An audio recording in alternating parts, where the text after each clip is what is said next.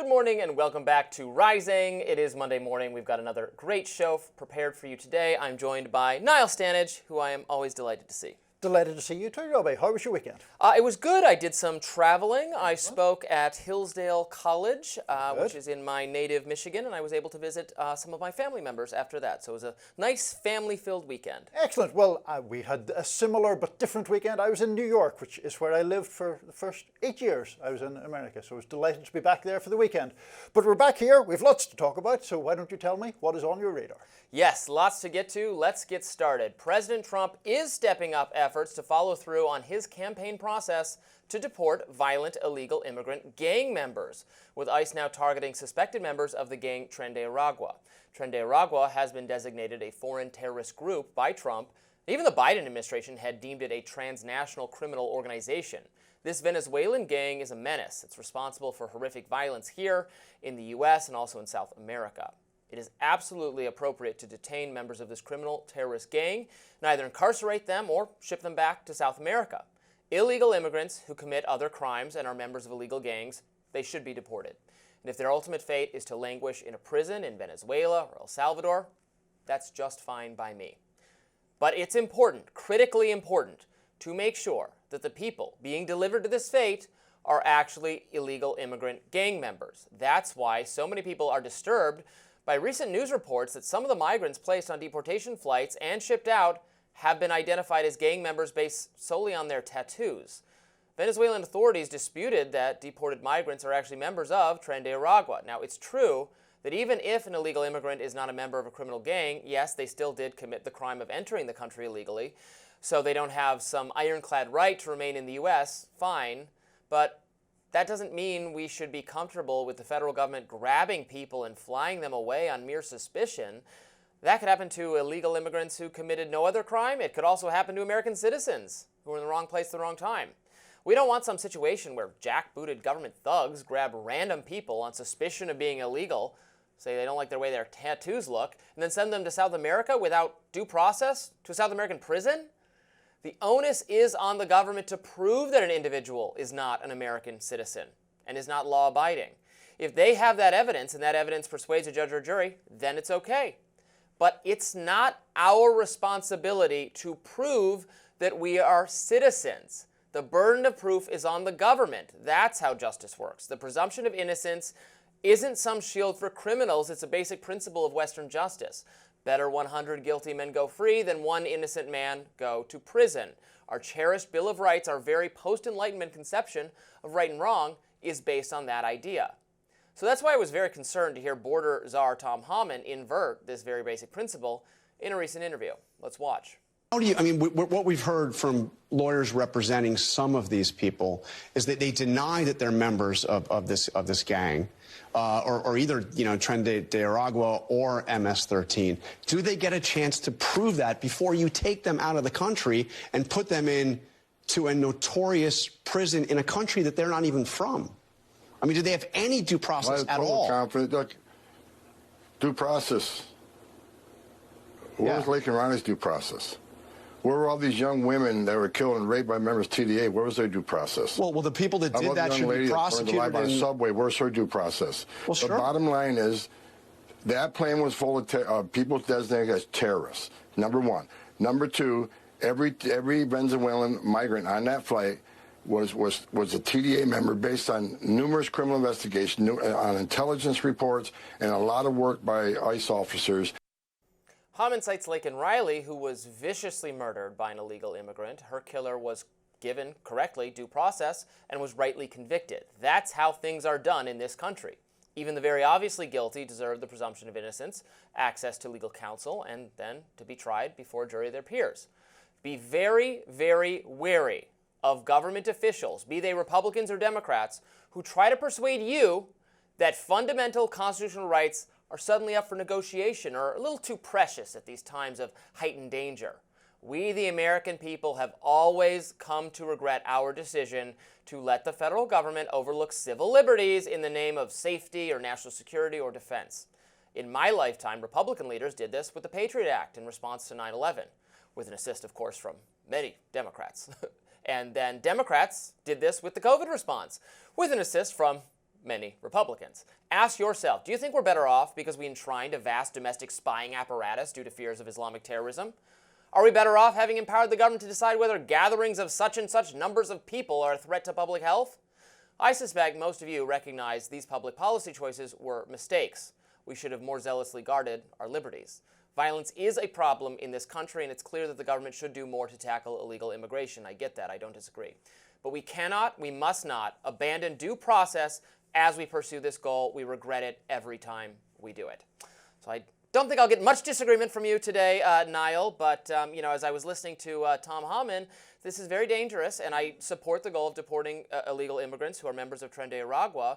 But then when he says, well, we have designated them as such, I'm like, well, but the problem, we need the due process, because what if you designated someone who is an American citizen as such? That's why there has to be due process to make sure your designation is proper. That's just a very basic understanding of why we need due process when the government tries to do something. And then saying, well, what happened to Laken Riley, which is horrible and absolutely should have been handled with that person being brought to justice as it was. Well, that's not a reason to stop having due process and civil liberties. You could say that about any bad thing that happens. Right, and the other thing that I was struck by when he cited the Laken Riley example is that really how low we're setting the bar, that the government of the United States is not aspiring to any higher moral standard than somebody who just murders a young student in the most horrific manner possible.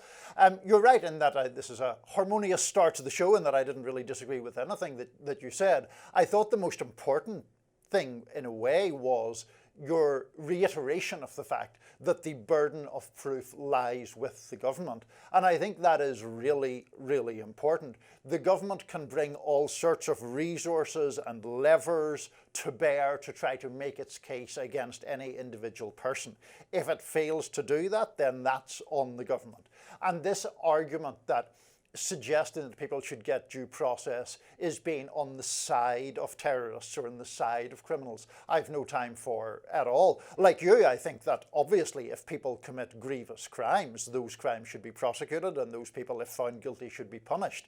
But for people like Homan to just say, for example, we've removed terrorists with no proof at all of that, and say that that should be grounds for celebration, I don't find it grounds for celebration whatsoever. And the way they're getting at this, which does have a kernel of truth to it, is that people in the country illegally who are not citizens might have, some courts have found, depending on circumstance, this came up with the deportation of Mahmoud Khalil, the Columbia University student, that if you're not an American citizen, the rights you have may be different. And that could be you don't have some right to remain in the country. Fine, sure, but it's obviously the case that due process still must apply, because how do we know you're not a citizen? Like, that has to be a process too, or else you could end up with a situation where American citizens, say you don't care, say, whatever, say you're someone who thinks if you're in the country illegally, you have no rights, the government can grab you, ship you out of the country, they can ship you to a prison in South America, boo-hoo, you shouldn't have come here. I'm sure there are lots of people who feel that way. Okay, direct my argument to you. But how do they know you're in the country illegally? They could just make that claim and about you, an American citizen, and ship you to some prison in South America, and you say, oh, you've got it wrong, I'm actually not. Well, that's why you need due process. The burden is on them to prove that you are not an American citizen, a legal migrant who has committed crime. The burden is on them to prove that, not on you to prove that you did nothing wrong. They have to make the case first, or else it just doesn't work, or else we've empowered the government to grab and disappear people. Well, and in the Mahmoud Khalil case, although he is not a citizen, the people who first came to arrest him appear to have believed he was still on a student visa, and then he produced a green card. So I think all of those points are important, and I think also in relation to the situation of the Venezuelans being deported, it's worth reiterating that the specifics of that, as far as the Alien Enemies Act are concerned, that the government's case there depends upon the idea that people are invading the country, and that Tren De Aragua has in some fashion become a hybrid government with the actual government of Venezuela. I think that's a tenuous argument, but if you're not even a gang member of Tren De Aragua, obviously that all falls apart completely. Well, we are off to a harmonious start. I don't know how long that will hold, because we've got a lot of fascinating subjects to get into today. The Democratic Party is, of course, facing pressure yet again to change course and perhaps change its leadership. We'll discuss. More Rising right after this. Senate Minority Leader Chuck Schumer has been feeling the heat lately from his fellow Democrats. It all started after he supported a spending bill favored by Republicans earlier this month. Now he's facing calls from all directions to step down as the party's leader in the Senate. Here he was on Meet the Press Sunday. Are you feeling pressure to step down? Look, I'm not stepping down. And let me just say this, Kristen. I knew when I cast my vote against against the government shutdown that there'd be a lot of controversy, and there was. But let me tell you and your audience why I did it, why I felt it was so important. The CR was certainly bad, you know, the continuing resolution, but a shutdown would be 15 or 20 times worse. And I did it out of pure conviction as to what a leader should do and what the right thing for America and my party was. The skepticism around Schumer's leadership is strong enough that some House Democrats are reportedly pushing Congresswoman Alexandria Ocasio-Cortez to primary him. And it's looking like the Democratic Party's base isn't too happy either. 49% of Democrats disapprove of their party's job in Congress, while only 40% approve, per a Quinnipiac University poll. At this time last year, Democrats had a 75% approval rating. And what makes it even harder for Democrats is that they can't agree which direction the party should move in.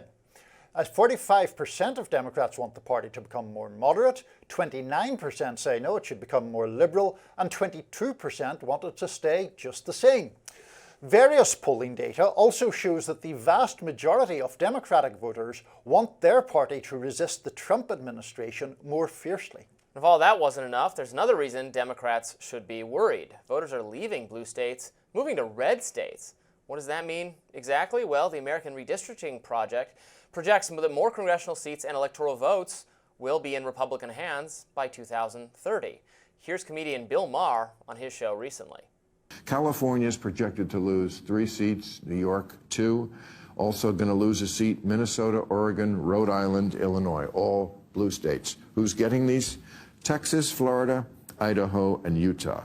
I mean, this looks like game over, you know, and the reason why people are voting with their feet is a lot of what your book is about. Yeah, taxes and regulation. I certainly have been screaming about it forever. We're taxed more than any other state. People are leaving these kind of states for places where they're not, they feel the heavy breath of government on them. It's not that hard.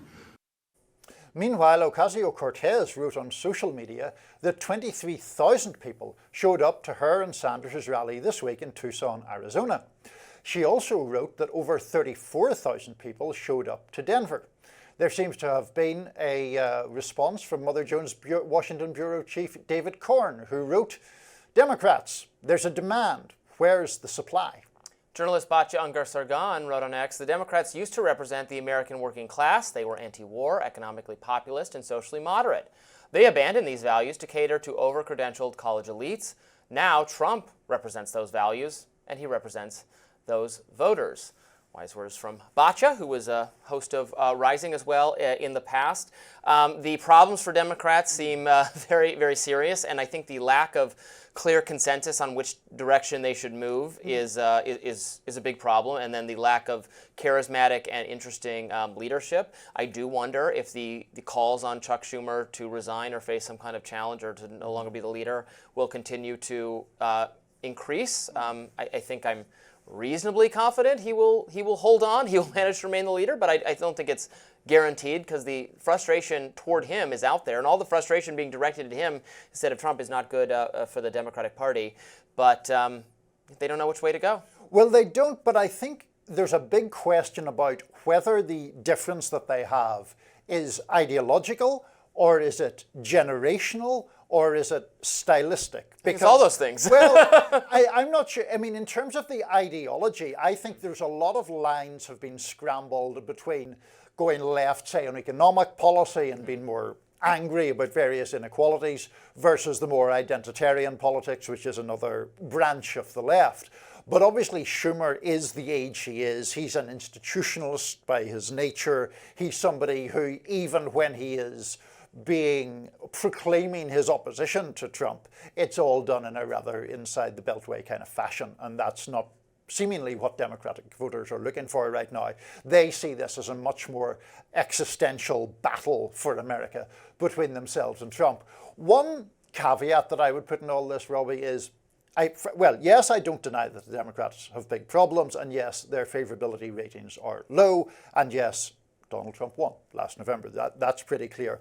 When people like Bill Maher say things like that, this looks like game over, I'm automatically skeptical about that when it's said of any major political party. And I think there are quite a few parallels right now to the first presidential election I covered in this country was 2004. George Bush, massively hated by the Democratic grassroots, won re-election. And there was all sorts of hand-wringing that America's a center-right, sort of war-loving country and Democrats will never get into power again. Fast forward 4 years, Barack Obama wins easily for various reasons. Financial crisis, Iraq gone bad, etc.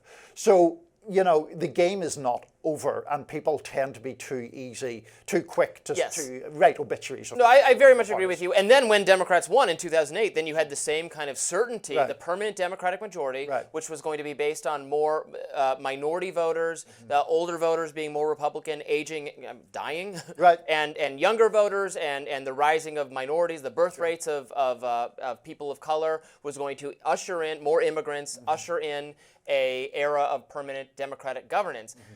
What has turned out, as we were, I don't think you were on last week when we discussed this, you know, I was looking at, David Shore looked more closely at the stuff we already know about, but Trump's, I mean, he has scrambled. Trump's gains with young people and minority voters and men, in those categories in particular, those three factors, young people, men, minority voters, immigrants themselves, it is so massive. It is unbelievable. You wouldn't have believed it, you know, 8 years ago when he first was disliked by those groups and was most popular with older voters who watch TV and cable news and knew him from reality TV, entertainment.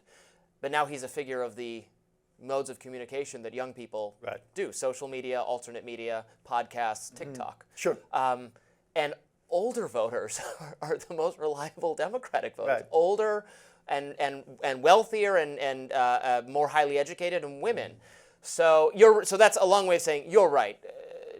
Maher is incorrect to say it's game over. Although the trend there he was noting is interesting. He was interviewing Ezra Klein and Derek Thompson, who have a new book out called Abundance, that is one, I think, blueprint for how Democrats should reorient their policies really to be more appealing. And it's very Robby friendly stuff. It's very much about how progressive governance has gone awry in blue municipalities because there's too much red tape, bureaucracy, too much regulation, specifically with respect to housing, the environmental concerns getting in the way of the housing supply, that we can't build things easily because there's too much red tape. Very Robby-friendly territory, and that's their pitch to Democrats to start fixing some of those things, and they'd make governance in blue states more popular.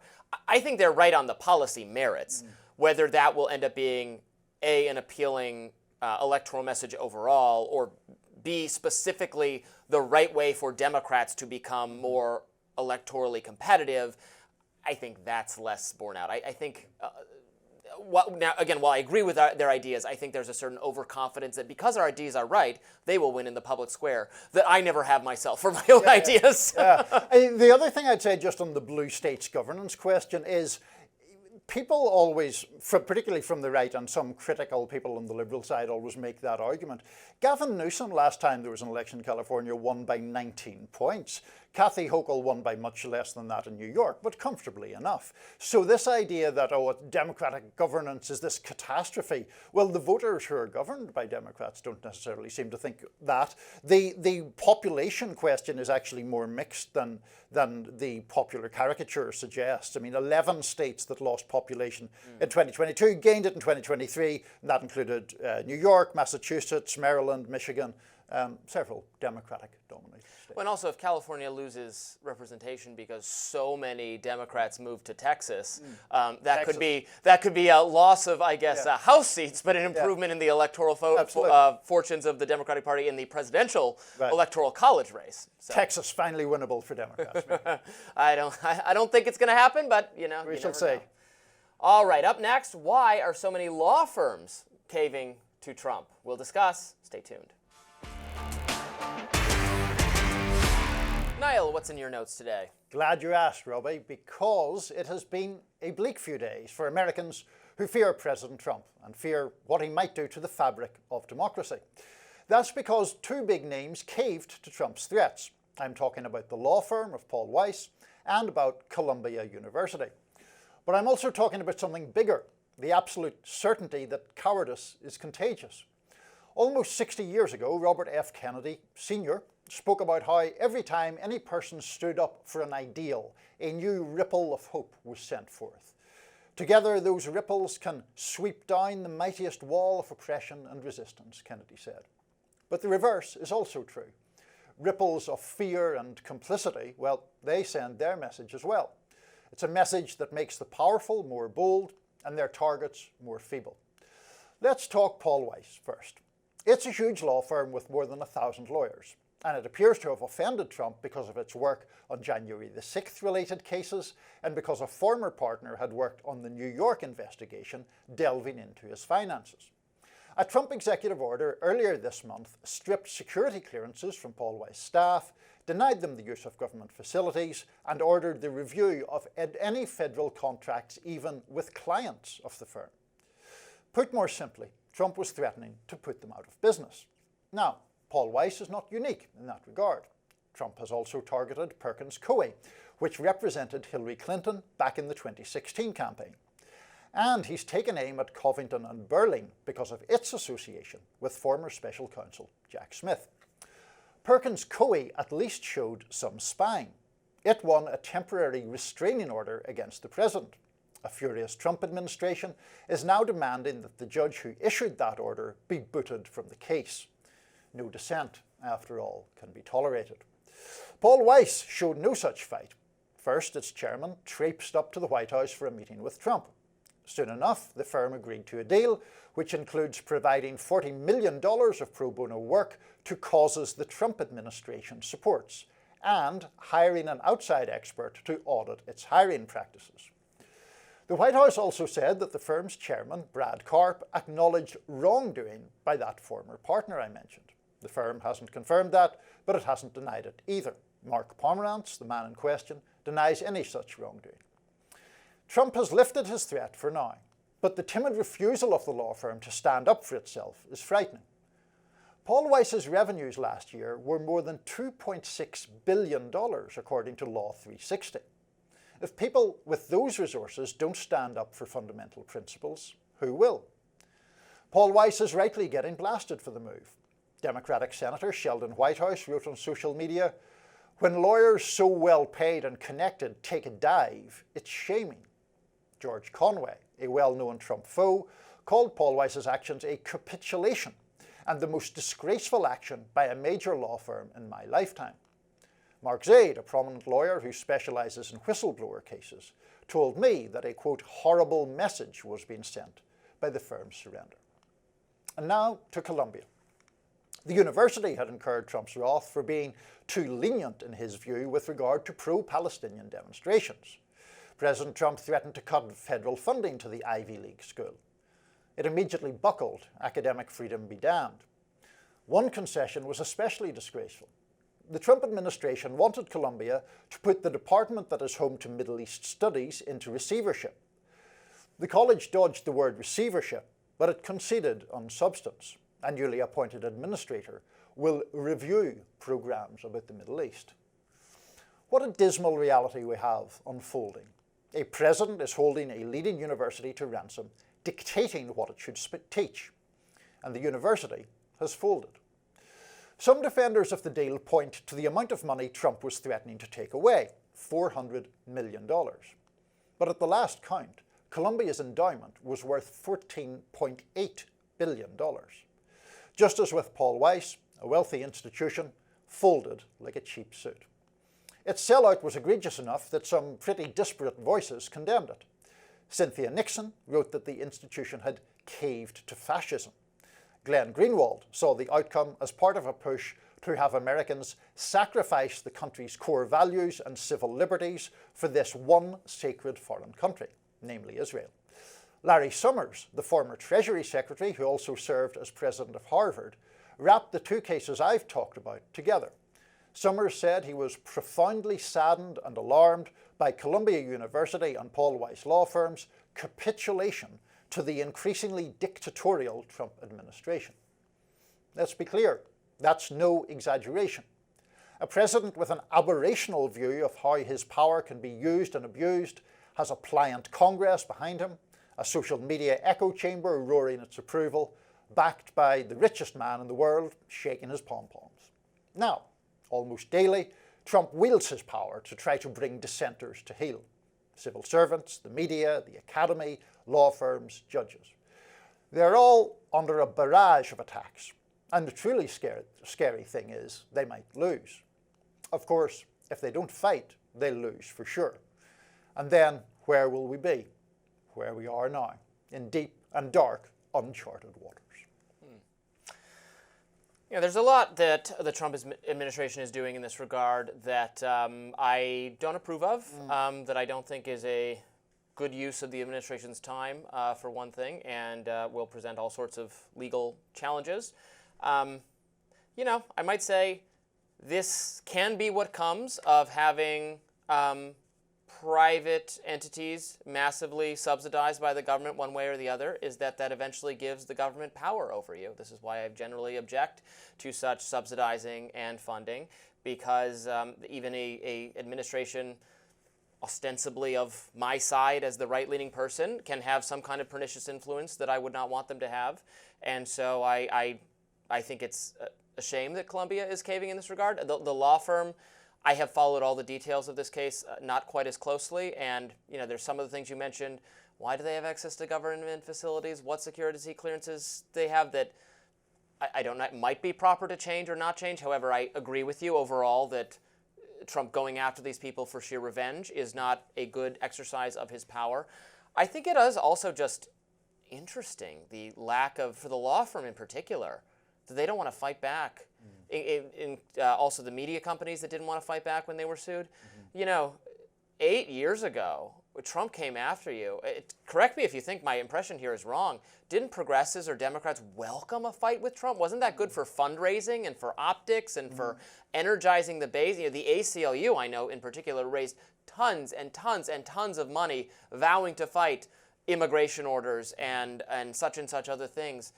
And the Democratic base, I think, is hungering for a fight. None of their elite institutions or law forms or schools or media apparatuses want a battle with Trump. What has happened such that capitulation to Trump, because I mean, I agree, frankly, in many cases, this capitulation is preferable to doing what all the people on your side ostensibly want. Yeah. It's a weird situation we're living in. It is very disorienting in many ways. I think you have to separate out abstract arguments as well from the specifics. So if you were to say, for example, well, should the government be giving a private university $400 million? There are dangers that come with that.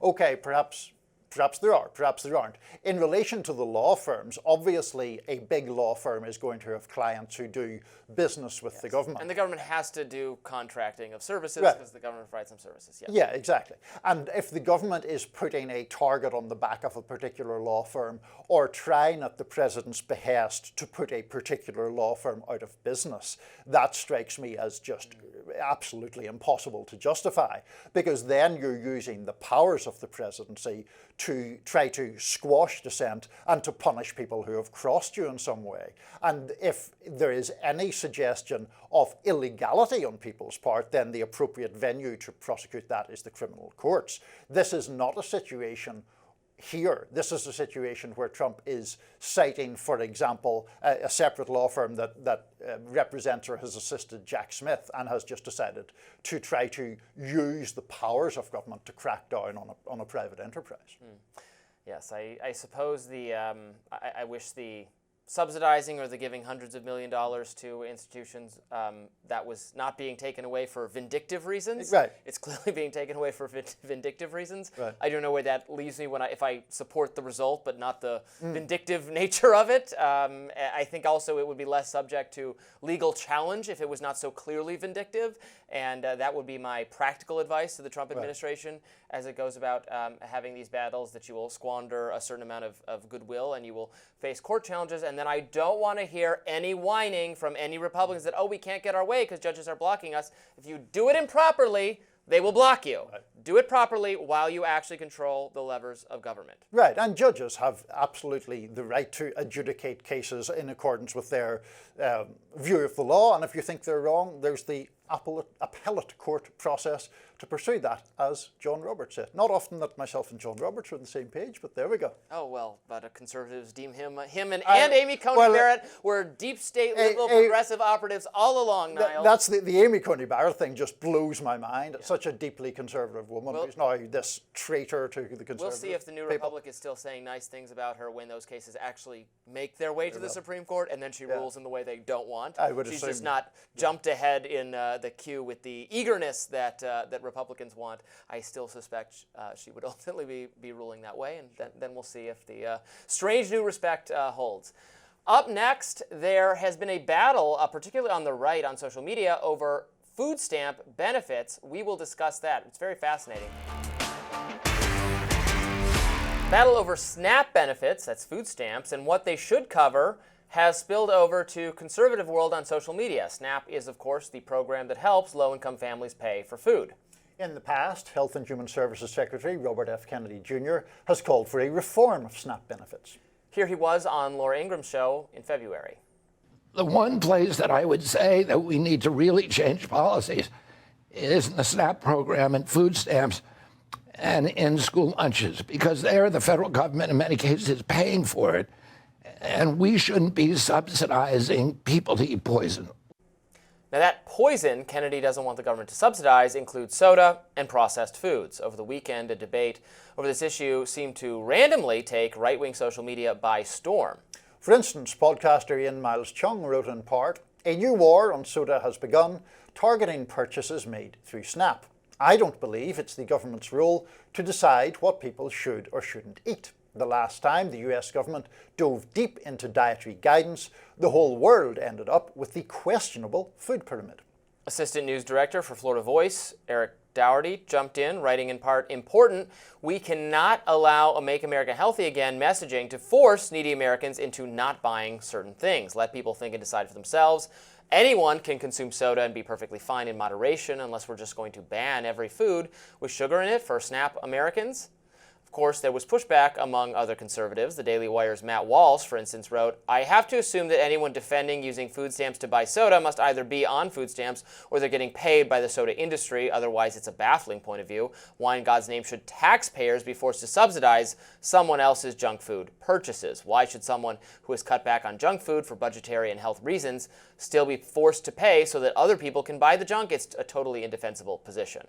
Then independent journalist Nick Shorter called them all out by making some surprising allegations. He wrote on X, "Over the past 48 hours, several large, supposedly MAGA-aligned influencers posted almost identical points fed to them, convincing you Maha was out of line for not wanting soda purchases with food stamps or SNAP. Not a single one of them disclosed they were paid for these posts, which led readers to believe a general soda ban was in the works." To back his allegations, Sorter posted screenshots of a messaging blueprint that he says was distributed by a company called Influenceable. Influenceable is a public relations firm that, according to journalist Lee Fong, was offering up to $1,000 per post to oppose SNAP reforms. Dougherty himself appeared to even admit this was the case, writing in response to Sorter, "Yeah, that was dumb of me. Massive egg on my face. In all seriousness, it won't happen again." Kennedy even jumped in on the action himself. Podcaster Riley Gaines said that she was offered money to post about the subject, but that she refused. In response, Kennedy wrote, "Thank you for your integrity, Riley. It's troubling that some companies now think they have a right to demand taxpayer money to poison our children." I must be doing something wrong, Niall, because no one ever comes to me and says, "Robby, here's a bunch of money to say something. You'd take that. or- Take all those chips off the table and push away. I absolutely would not, but no one has ever even tried. Makes me Really disappointing. I guess I'm not important enough. Yes, that you're not linked enough with MAGA world. You're So- too much of an independent. Too much of an. I'm glad to hear you say so. Let's deal with the ethical issue and then talk about the policy. Yeah. I think it's bad for influencers of any kind to not disclose in this case, Absolutely. where it's just they're clearly without any independent thought just reflecting talking points that were written by an influencer group. I guess it can be one thing if you already hold those views and you're getting, if you work, for instance, you can work for a nonprofit that does work on journalism on any kind of issue, and then you get money from like-minded people, so it ends up being a little bit messy. But there's something too transactional here about people just posting verbatim what they were told by a Well, right. Yeah. Well, then, because it becomes sort of paid ventriloquism in a way, right? People are actually dictating what you say, allegedly, although Eric Doherty, as you say, seems to have admitted to that. I think it just fuels the distrust, not only of legacy media, which is plainly there, but of the new media world, if it's like our people who are decided to be influencers just getting paid to say And that's stuff. the most important thing you have as an independent content creator or influencer or whatever we call ourselves is your integrity and your authenticity. Right. So then I think it just comes across that you could be bought by the highest bidder. Now, in terms of the issue, my feelings here are slightly mixed for a variety of reasons. So I am for food freedom. One of my concerns about Robert F. Kennedy Jr., frankly, was that he was going to change the health department to start, banning sugary soda. This is a very typical libertarian conservative opposition to democratic progressivism, trying to ban or tax sugary sodas or cigarettes or junk food, or Michelle Obama doing it to school, all that kind of stuff I have been opposed to. Now, the complicating factor here, so the rhetoric they're using is rhetoric I would generally agree with. I'm like, you should be your choice. I agree with that, what you put in your body. But the complicating factor here is this is a government benefit program that is paid for by taxpayers. So the freedom element of it, in my view, doesn't really apply because this is something the taxpayers paid for, and so it's okay for the government to have limits on it. So I don't, like Matt Walsh, I don't oppose in principle the government saying, you can't use this money we are giving you to pay for XYZ things. On the other hand, and then I promise I will let you speak. No, go ahead. It's an interesting the additional topic. complication there is that money is fungible. Right. So if you're a low-income person who gets this benefit, and you're going to the grocery store to buy, a variety of things, it could be clothes and food, and they say you can only use this to buy food. Well, okay, but you still had to buy clothes and food, and it's the same. It's money is money. So you're using the money you would have bought for clothes and food just for food. You still have the rest of the money. So if they say you can't use this money to buy junk food, then whatever money you were going to use to buy the other food, you're just using the benefit because it's all the same. Money is money regardless. Right. So it starts to then just be inefficient to me if they're saying you can't use the money for these things. Yeah. But they can still get the things with the other money they have, unless you're so desperately poor that literally the only thing you can afford to buy is what you're getting what you're getting from SNAP.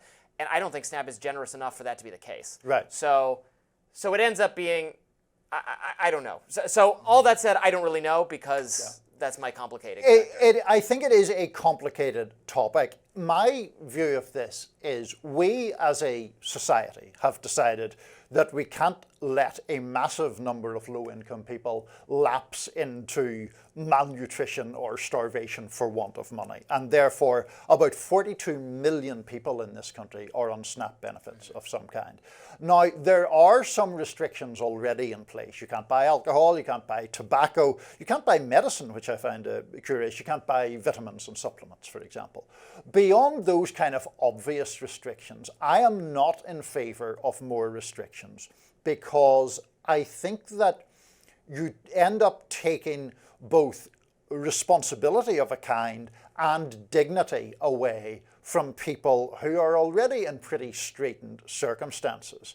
And then you get into the situation of the government, so it's going to dictate every single food item that you can or can't buy.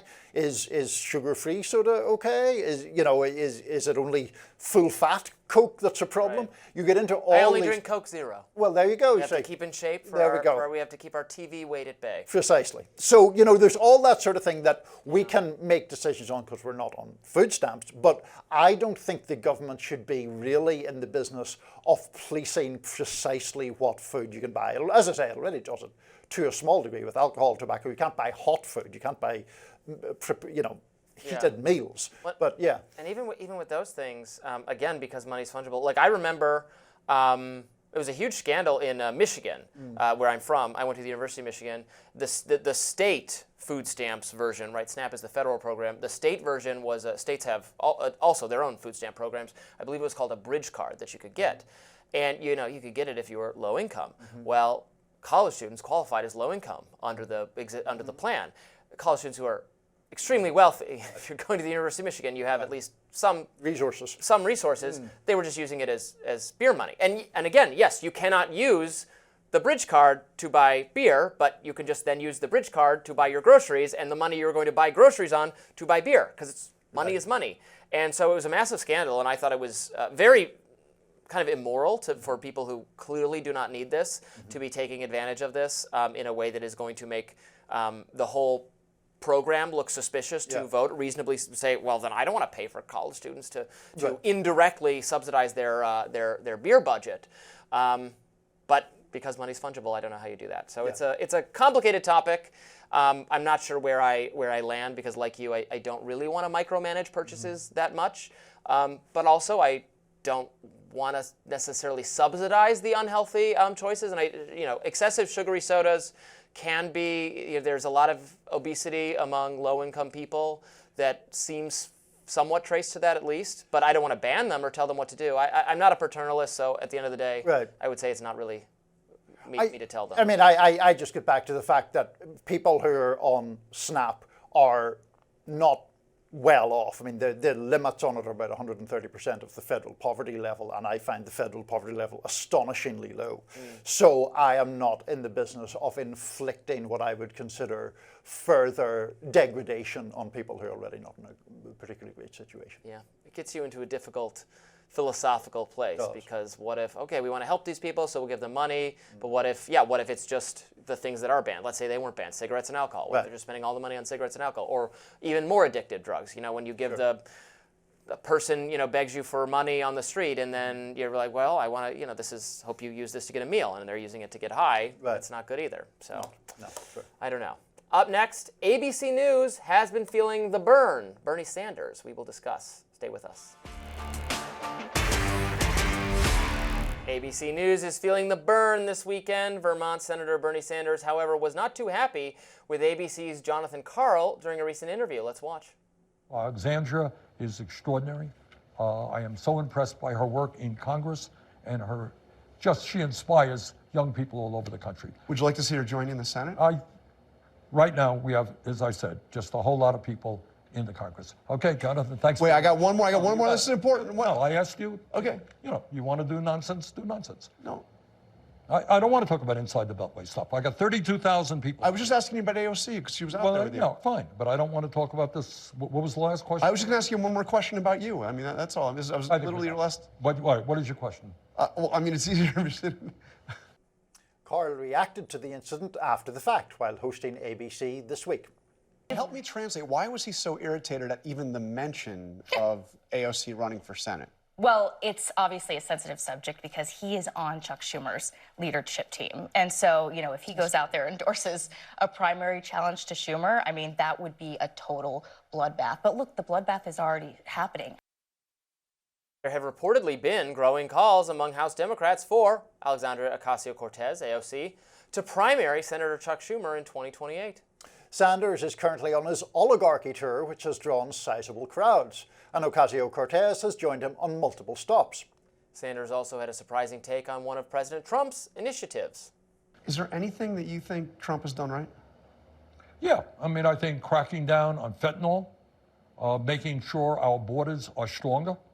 Look, nobody thinks that illegal immigration is appropriate. And I happen to think we need comprehensive immigration reform. But I don't think that it's appropriate for people to be coming across the border illegally.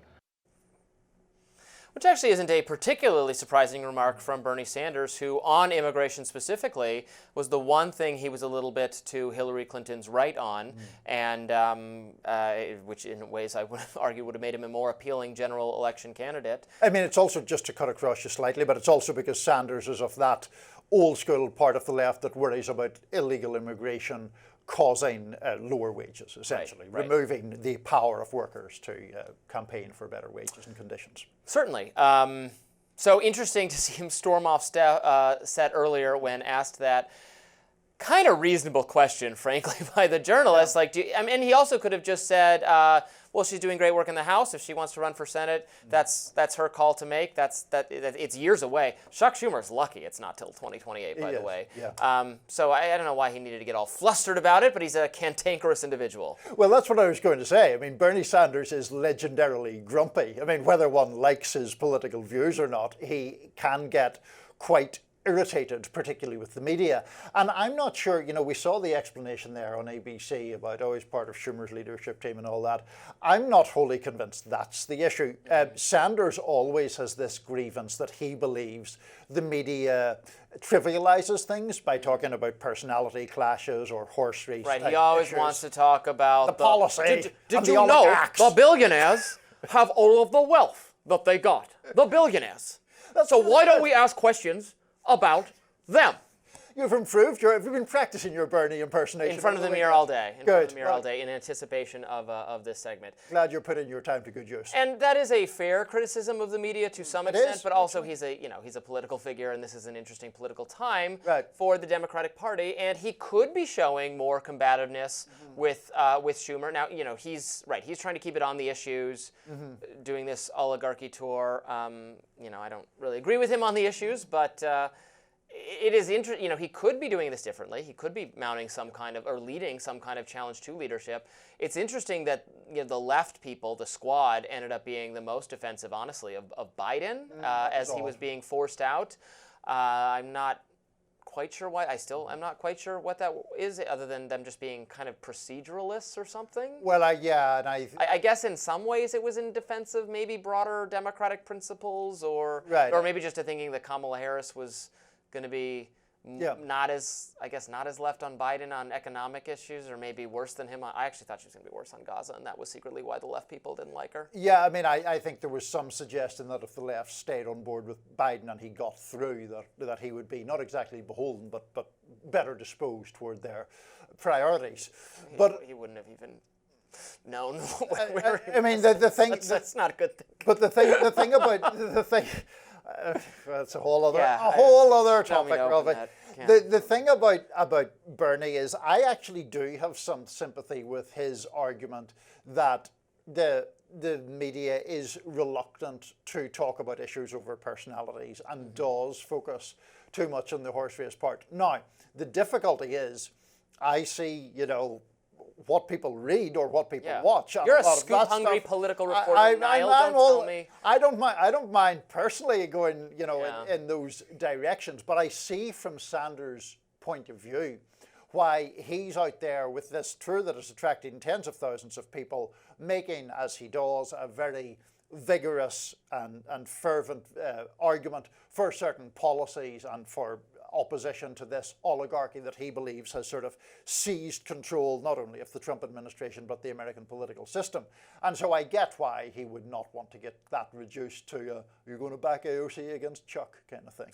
I mean, I suppose, but it's not an out-of-nowhere question. There is frustration with Chuck Schumer, I mean, mounting because of the vote. Maybe it will dissipate. As I said, I think he's lucky that he has a long time before he has to face another re-election, although he could face a leadership challenge while still remaining in the Senate.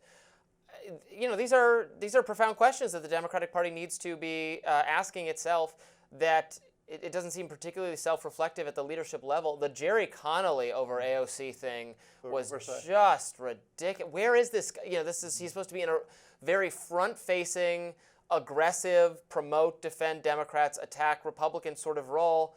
we never end up discussing him on this show because he's not interesting from a media perspective, which is his job. Right. That's not our failing. Right. That's his failing to not be good at his job enough to command the attention of the media and the base. Right. And that is, I think, an important point, getting back to something we talked about earlier on today's show, is the difference or the critique from people within the Democratic Party really about substance or ideology, or is it about style and communication ability, which someone like AOC plainly has and someone like Jerry Conley? You need both. You clearly need both. I mean, we're talking a lot about the personality and the style because I think that was very important to Trump's victory and is a large part of why the right is so empowered in the media ecosystem right now, is smart bets and decisions that MAGA world made with respect to speaking to people, to bringing in, as I was saying earlier, bringing young people over to the Republican Party for the first time in my lifetime, making massive inroads with young. Trump won black 18-year-old men. He won them. He won that category. It's insane. But do you think that I mean, this is perhaps... I don't think that reflects the policies, is what I'm saying. I think it reflects the style and the presentation and the delivery and the messenger. If you want to talk, we can debate policies all day long. We disagree on policies more strongly. I think that policies of the Democratic Party are not correct, and some Trump policies are correct and others are not. We can talk about those, but without a compelling messenger, I just think it falls on deaf ears. I just want to say something on that point in relation to Sanders, because you have this 83-year-old man who's sort of spearheading the Democrats right now. And it is worth, I think, noting that while Sanders does talk a lot about policy, he casts it in very clear, authentic, and conflict-driven terms, i.e. it is the oligarchs who are doing all this sort of stuff and screwing us up, is basically his message. And because that message generates heat, he does generate excitement, and that is evidenced by the size of crowds that he and AOC drew. Up next, the Defense Department is using blacklisted Chinese supercomputers? What? We have a great interview with a guest to discuss. More Rising right after this. The Departments of Defense and Energy used blacklisted Chinese government supercomputers to help carry out more than 100 nuclear research projects. Oh joy. That's according to reporting from the Daily Caller News Foundation. The projects were primarily conducted through American labs. These projects reportedly have a civil and a military application. One example, space weather modeling, which can satellite communications, which involves satellite communications. So this would appear to be a national security threat, as China may stand to benefit from the research conducted in partnership with the US. Joining us now to share what he found in his investigative report is Philip Lenczycki, an investigative journalist for the Daily Caller News Foundation. Welcome, Philip. Thank you. Thank you so much for having me. So just sketch out exactly what is going on here, because I read your piece and it seems to me that oftentimes these are joint research projects, I think, between the US and China, and the Chinese side is using these supercomputers, and there are security concerns from the American side about that. Is that correct? That's correct. What we discovered was that there are at least 102 instances in the last few years in which either the Department of Defense or the Department of Energy had funded research projects that the majority of these, as you mentioned, involved U.S. national labs as the main, research entity on the U.S. side. And on the Chinese side, they had researchers that were connected to sanctioned Chinese supercomputing centers. And so really the main issue that we found was that while the US entities are sanctioned from sending any type of US origined items to these sanctioned entities, the workaround would be that they could potentially send information or items to China-based researchers working with them on these projects, and that those China-based researchers could then actually physically press the buttons on these sanctioned Chinese supercomputers, and that they could run simulations and conduct calculations for these research projects. And the concern is that not only would the information, the core research potentially benefit China's military, but that by feeding these supercomputers with these complex, data sets, we could be, sharpening their algorithms and giving them an edge. Who is doing, what agencies, what U.S. authorities make the determination that these are blacklisted, that these are sanctioned? Because that would seem to be an issue if one aspect of our government is saying don't work with this institution, and some other aspect of our government is saying no, it's fine, go ahead. That seems not good. Who does the blacklisting and the sanctioning? Good question. And so the answer is the Department of Commerce.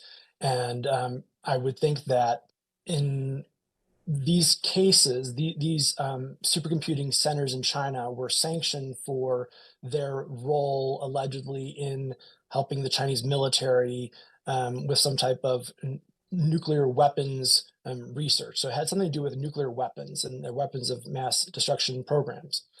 You would think that the Department of Commerce was not the original entity to make that determination and, scoop up that intelligence, that it had something to do with the Department of Defense, or another agency like, from the intelligence community figuring this out.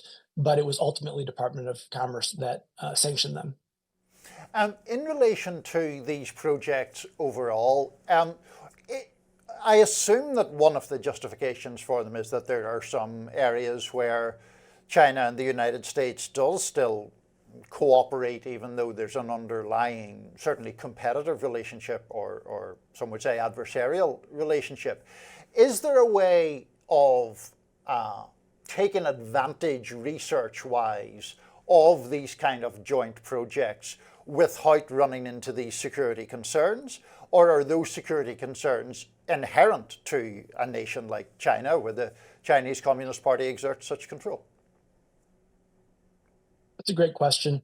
I think that the lawmakers and intelligence analysts with whom we spoke, their position is that any type of cooperation at this level, especially with already sanctioned entities, would be harmful potentially to U.S. National security interests. Now, the reason why these national labs and the Department of Defense might have chosen to conduct research projects in partnership with individuals associated with these sanctioned entities is quite interesting. And we have our own supercomputers here in the United States. And according to the global forum that ranks the ability of supercomputers called the Top 500, in fact, the United States has the fastest, most powerful supercomputer called El Capitan, and it's in one of our national labs in California. But what's interesting is that it might be the case that it is not, in fact, the most powerful, and that China might have the most powerful supercomputer. The reason being is that back in 2019 or so, China stopped participating in this global ranking forum after the United States began to sanction their top supercomputers after allegedly discovering that they were working to help with China's weapons of mass destruction programs. So we don't know the capabilities of China's supercomputers, and this might be one reason why these US entities feel the need to tap them for their processing power. Do we have any evidence that this technology that we are working on in partnership with China has already been put to some kind of ill effect by them? I'm thinking of all the news stories over the last couple of years of of satellites, of spying, of balloons, of objects in the sky. Some of that which I think was shown to be our own military technology that was not being disclosed. But are they are they up in the sky based on this technology? Not to my knowledge, but we can imagine that some of this would be already used to their benefit. For instance, one of the projects was specifically focused on improving, memory storage for supercomputers, and so that would be likely something that these supercomputers in China would benefit from. Others, I can't imagine that the Chinese military wouldn't have taken a second look at them to see how they could be used. They had direct applicability towards things like you started off by saying with space weather modeling, which could help with aerospace or satellites or ballistics. So we don't know for sure, but folks are saying it's too close for comfort. And a last thing, is this being looked at by anyone in Congress for a kind of review? Have Republicans taken this up? Although, concern about China's capabilities is one area of potential bipartisanship, I think. I'm happy to say that I agree, and there are great members such as Illinois' Raja Krishnamurthy, who's on the House Select Committee on the Chinese Communist Party, and that body, led by Representative John Molinar from Michigan, he commented on our piece and expressed deep concern for these type of research projects using sanctioned CCP supercomputers. So that much we know, and I'm hearing that there might be some movement this week. Hopefully that turns out to be the case, that some folks took interest and hope to, try and figure out what actually has occurred. Philip Lenczycki, fascinating. Thank you for staying on top of that story. We appreciate it. Thanks for having me. Next up, from GWatt to DWatt, we'll explain what that means. I'll explain it to myself because I don't know either. Stay tuned. Remember the global war on terror after 9/11? Now, journalist Ken Klippenstein says we are living through a domestic war on terror.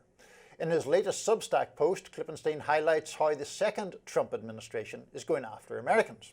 The recent torrent of vandalism at Tesla dealerships prompted Attorney General Pam Bondi to declare that an act of terrorism.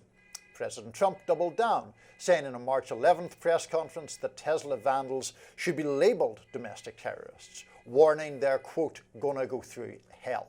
College protesters and universities are facing crackdowns as well. In early March, Trump said he would jail and deport students over what he deems illegal protests, along with threats to withhold millions from Columbia University. Joining us now to discuss all of this is Ken Klippenstein, co-founder of Clip News. Welcome, Ken, to the program. Hey guys, good to be back.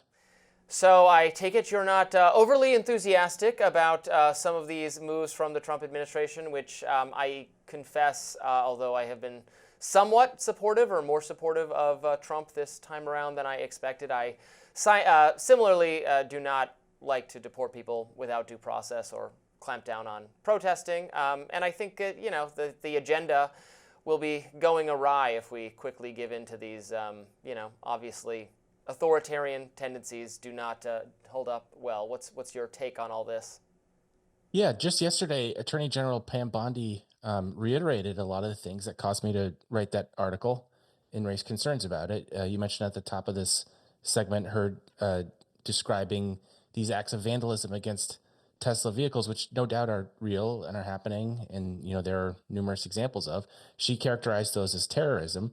And then on Friday, she called those same attacks, specifically the ones using Molotov cocktails, she called them, quote, weapons of mass destruction. And the next thing she said really was like a blast from the past. I felt like I was in the Bush administration again. She said, quote, we are not going to negotiate with them. And so it's like, I look at this and, when I critique these things, sometimes I get a response from readers that are like, oh, why are you, we have to go after this. Why are you not taking it seriously? There are statutes on the books that you can go after people committing acts of vandalism and with pretty stiff punishments. My point essentially is that the terrorism label is not necessary to do that. And by using the terrorism word, you're going to approach this with the mindset of somebody that is conducting counterterrorism. And you see that in how Attorney General Pam Bondi has talked about these incidents. She's talking about she said in interviews that she wants to find the people that are financing them, which is exactly what you would do if you were going after a terror organization. The problem is there's no evidence that there is some kind of organized terror organization with outside funding that's conducting these things. As far as I can tell, they're spontaneous, and the Justice Department hasn't provided any evidence to the contrary. Yeah, if you were someone else, Ken, I would, try to rebut what you were, or not exactly rebut it, but say, well, but, for years, various Democratic lawmakers and thinkers tried to label as, I spoke at a committee hearing before the House Civil Liberties Committee years ago about how to label more kind of crazy Proud Boys style activity to be domestic terrorism, and I spoke out against why that was bad, and there was some enthusiasm to do it even among very progressive left-leaning Democratic members of Congress, and I thought that was bad. But I know, or at least presume, that you would be similarly skeptical of those measures. So it's really about consistency and not wanting to. We criminalize violence, certainly, but label or exaggerate a problem of some kind of organized, funded terror effort that is not really taking place, as I agree is in this case. Yeah, I'm sympathetic to the point that you're making, and that's the sad irony to all of this, is that it's a mirror image of how they talked about a lot of groups, the percentage, the portion of people that participated January 6th that engaged in acts of violence. When I watched that at the time, to hear it characterized as domestic terrorism just wasn't borne out by the video that I saw of them just wandering the halls, not seeming to have any particular goal in mind besides, just sort of sowing chaos. And it seemed, as far as I can tell, as far as investigators were able to discern, spontaneous acts of violence, not unlike what you're seeing now. And unfortunately, in that case, there's been a complete reversal on the part of the parties that consider these things terrorism. And my point would be, let's just calm down with the label entirely. We have plenty of laws on the books that you can use to respond to acts of vandalism that don't require you to, stomp your foot on the gas pedal, involve the FBI. And not just that, look at this through a lens or a framework that might not be borne out by the reality of what happened and end up undermining the case. Because if she's not able to find that financing that she's referred to, the terrorism case is just going to implode on itself, and they're going to have egg on their face. So even if you're someone that just, really wants people to face consequences for what's happening to these Tesla vehicles, you should want the case pursued that's likeliest to work, right? And in relation to this affixing of the label of terrorism to these things, there is, I think, at least two separate dangers. One is the general capacity of the government to arm itself with more aggressive tools if it is fighting quote-unquote terrorism than fighting regular crime, as it were.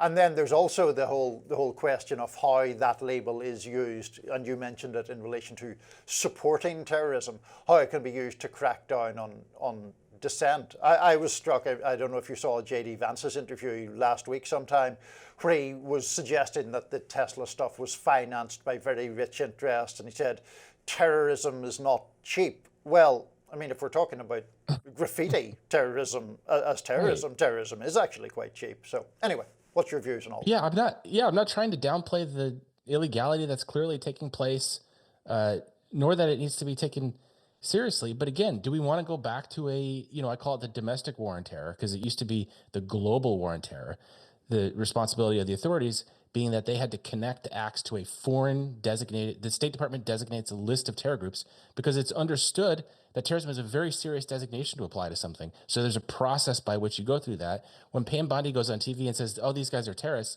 she's not doing any of that because there is no such group, because one of the requirements of being listed, being designated a terror group, is that you have to be on what's called the foreign terrorist organizations. They're only foreign groups. The reason they're careful with that is because you don't want to strip Americans of their constitutional rights, as is done in the case of foreign terror organizations. So this is all something that needs to be taken seriously and gone through with a process, which it just isn't. These things are just being thrown around with no thought at all. And are, on that basis, I would argue, likely to or unlikely to succeed, or they're going to come up in difficulty in the court system as judges, as is already taking place, say that some of the actions being taken with respect to the deported individuals violate their due process. I talked about this today in my radar segment, that, well, then they'll say, the government will say, well, illegal non-citizens don't necessarily have the same rights as the rest of us to due process. But then it's like, well, how do you know the people being deported are not subject to those protections unless you go through the process to determine that they are in fact not citizens? So it's a little bit of a chicken before an egg problem, I guess. Yeah, all of this is tied together, and it affects the civil liberties that exist to anybody that lives on the soil. And I think that even if you're a citizen, you should care about that. People are able to just say things and not have to worry about that. I think that contributes to a more positive environment. To me, that's what makes America a special country. And I would like to preserve that regardless of, someone's status, because I just think it's going to be a better environment to live in if everybody feels free to speak their mind.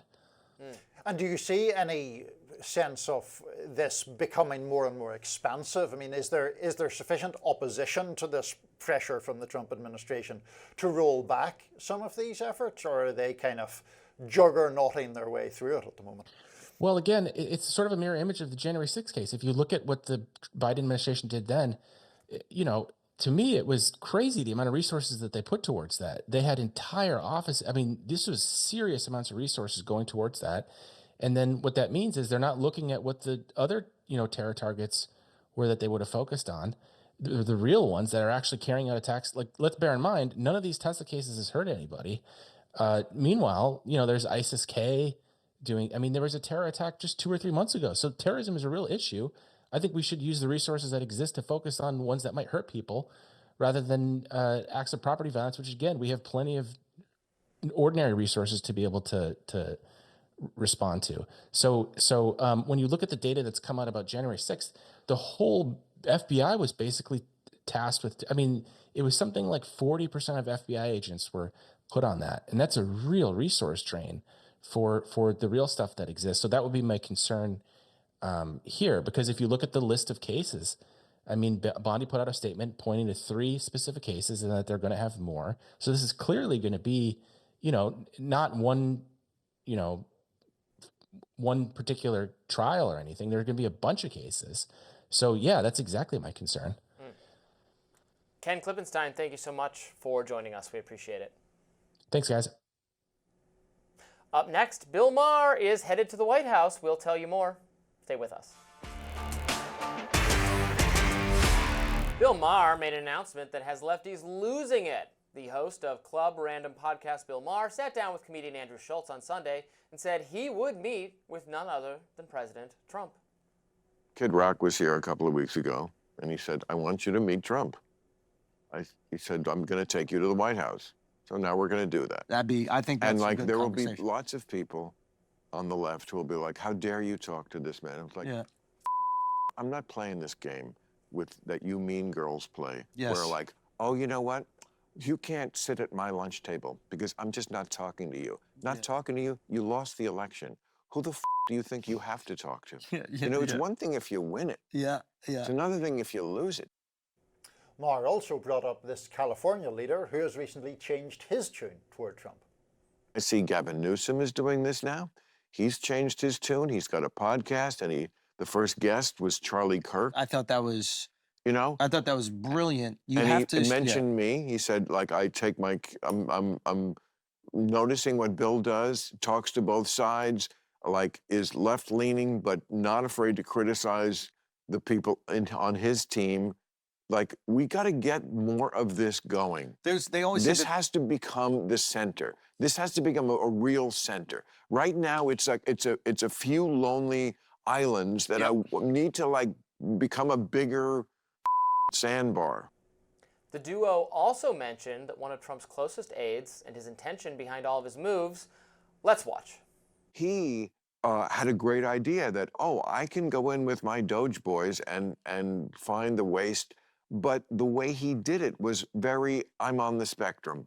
Yeah, I think there is that. And I think he is on the spectrum, and it's probably harder to relate emotionally to things. I am a little bit more optimistic about the intentions of the administration. It doesn't mean it's going to work out, but I don't think that Musk is trying to get richer. No. I think he's definitely not. I've always defended him on that. He does not care about money. Yeah. I mean, he's got all the money. I think he thinks that this will help America. I've been with him at times, and he did not have a house. Yeah. He was like staying at a friend's house. It doesn't matter to him. He will sleep on the couch. Yeah. Or sleep at the Tesla factory as he did to get that going. I think he brags about, we work the weekends. I bet you want to address that last point there. I am not a fan of this idea of Elon Musk floating clearly above any materialistic concern. And I don't think that people who are very wealthy don't care about money. I think it becomes a game about racking up the maximum amount of wealth. And I think Elon Musk has bought influence in the government to try to increase that wealth. Right.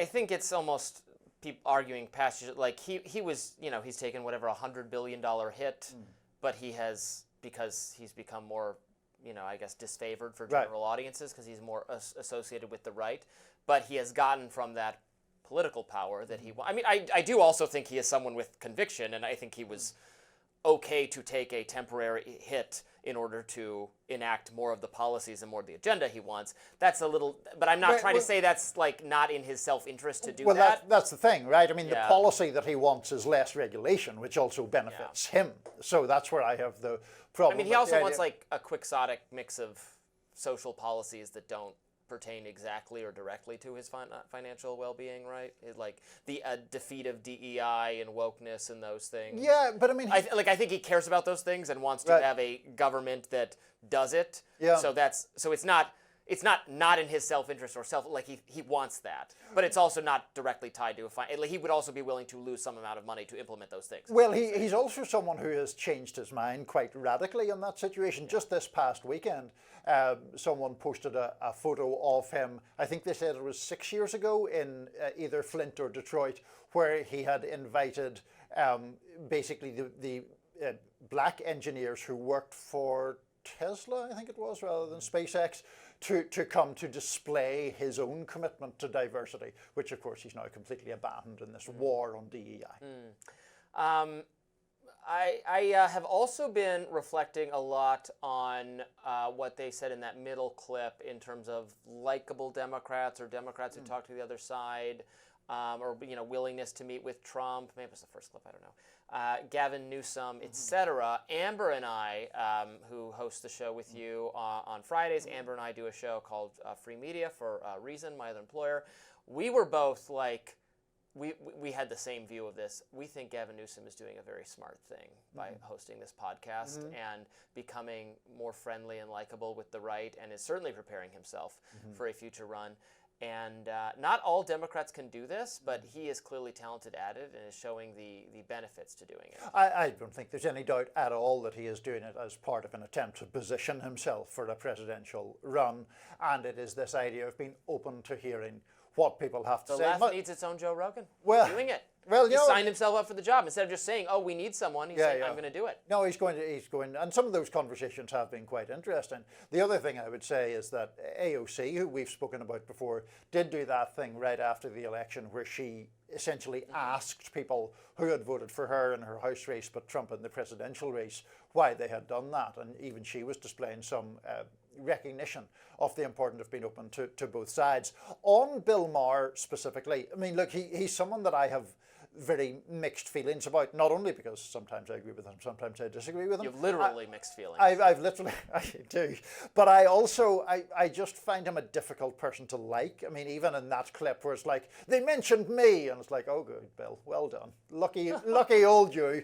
But the idea that people should be open, I mean, this is what we do here. We talk all the time with people who have different political or ideological views. I will be interested to see when he does go to meet Trump, and presumably it's for a sit-down interview, how appropriately rigorous that is. One would think that with Bill Maher's audience, it is in his interest to at least be somewhat adversarial, but will he in fact be overly quiet and meek in that setting? I will watch that with interest. It is interesting. I think more people who don't agree should spend more time hammering out those differences. But sometimes it's just, we disagree, but we're not talking about our disagreements. We're only talking about our areas of agreements, because agreement is easier to discuss. I mean, there are days on the show where we disagree strongly. There are days like today where we don't disagree as much. It just has to do with what's in the news and what we feel about things. Well, it's also because we're trying to be authentic in these things and not just... We're not paid by the sugar lobby to spew propaganda at you like some content creators out there. Or invent discord when we don't actually find ourselves in discordant positions. Indeed. Well, that does it for us today on Rising. Thanks so much for tuning in, and be sure to like, share, and subscribe so you never miss any content. And for those of you who like to listen while on the go, we're now available anywhere you listen to podcasts. See you tomorrow.